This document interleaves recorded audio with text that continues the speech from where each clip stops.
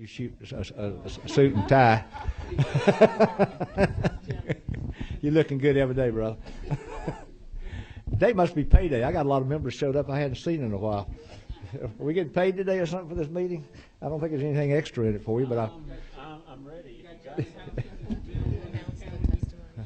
Yeah, we're going to have a sign-up sheet down here coming down front. Sorry for being delayed. Our friends in Miss Houston had them tied up in an earlier meeting, even though we were trying to take care of her legislation today. She's trying to make us late, but that's quite all right, madam. How much time we have to go down and lobby and check and go if we have a bill in this committee? Oh, do you? No, we're not doing lobbying right now, sir. But we'll call the meeting to order.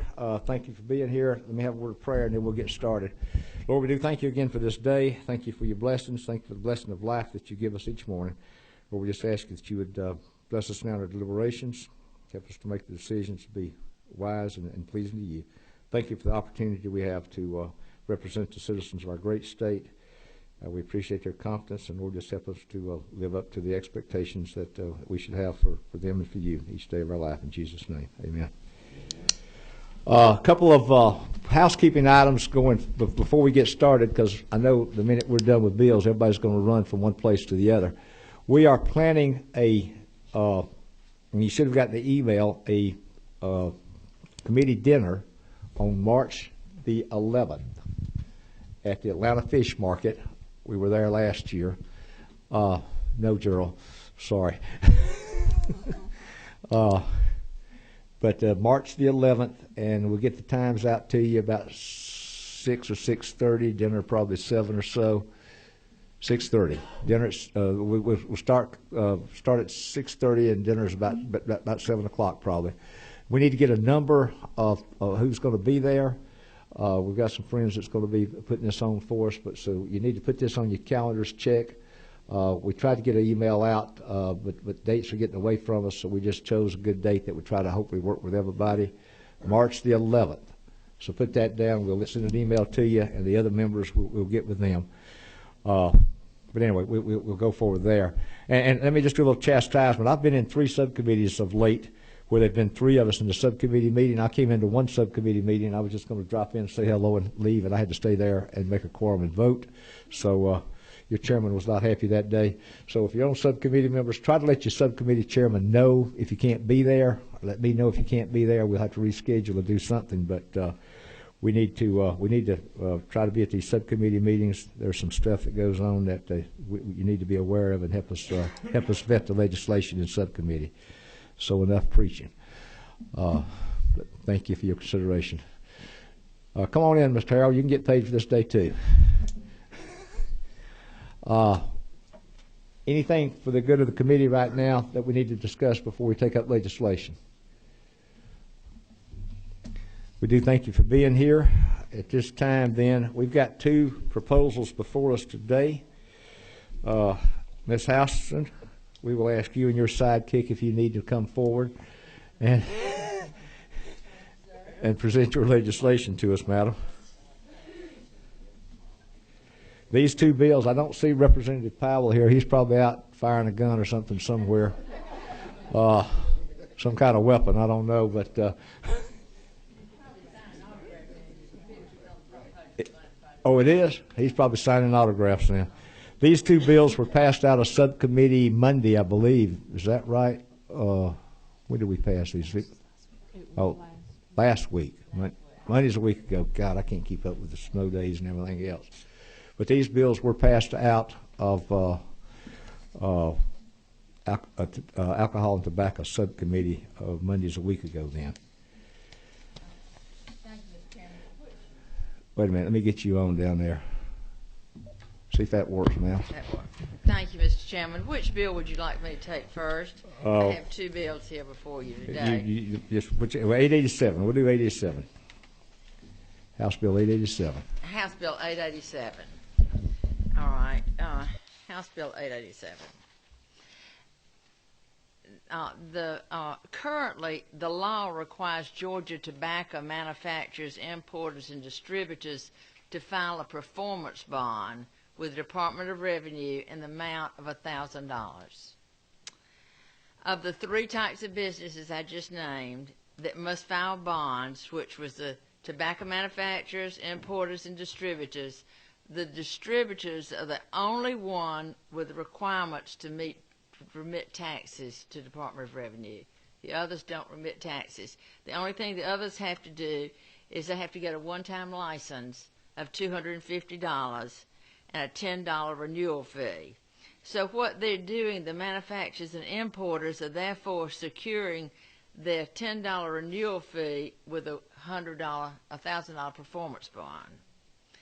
And economically, this just doesn't justify the administration costs that is costing the Department of Revenue for these two people to have bonds. These two entities have bonds. So what we're asking that not to require tobacco manufacturers and importers to retain bond requirements for distribution. Did I have any questions? Any questions on that? Our people from Revenue, I guess Revenue Department sort of suggested we do this to help them a little bit. Yes, this is, I didn't think this one up. This is the Department of Revenue's bill. Any comments from Revenue on that? You guys are happy with this? Be glad to get this a little bit off your plate. Okay. And this will really be a cost savings to the state, too. Okay. Yeah, for $10, we don't want to have to. For $10, it's hard to process something like that. Any questions? All right, we're open for a motion. Yes, sir. Chairman Gold. Got to move, do pass. Now, we're looking, I'm sorry, we're working off of LC 362463. Was that right, ma'am? Correct. Okay, I want to make sure we got the right bill number here. We got a motion to pass on this LC, it's House Bill 887. Second? Got a second. Any questions? All in favor, let them say an aye. Any opposed, like sign. Thank you, madam. Let's go to 825 and give me the LC number you're looking from, ma'am. LC 3623790. 79, excuse me. Thank you, Mr. Gerald. 79. 362379. House Bill 825, and I just want to give you a rundown of exactly who's involved in this. It's only fruit growers that are licensed as farm wineries. The fruit growers want to expand their market base by producing distilled spirits and fortified wines with the excess fruit that they grow. The fruit growers don't want to sell this product, they only want to produce the product. This product will be sent to a warehouse and sold by distributors. To put it simply, it allows fruit growers to use their excess crop to make distilled liquor and fortified wines at the farm where this crop is grown and the location where the winery and tasting rooms are. You'll notice, if you get the bill out on line 15, it simply states that it'll be unlawful to sell or distribute or dispose of distilled spirits and alcohol. They don't want to do that. This is line 21 to 22 tells us that the bill is for the fruit growers that are licensed as farm wineries. And it just authorizes them to manufacture distilled spirits and fortified wines, and they can only exclusively be sold through licensed and designated wholesalers. And to put it a little narrowly, on Section 2, it just further describes who can do this, and that it is indeed true a farm winery that can do this to expand its economic base, and they can have no more than one tasting room located on the premises for which the license is issued or on the property, and the property is continuous with the farm winery and owned by the winery. All right, questions? I would like to ask a question. Yes, sir. Yes, sir. 22.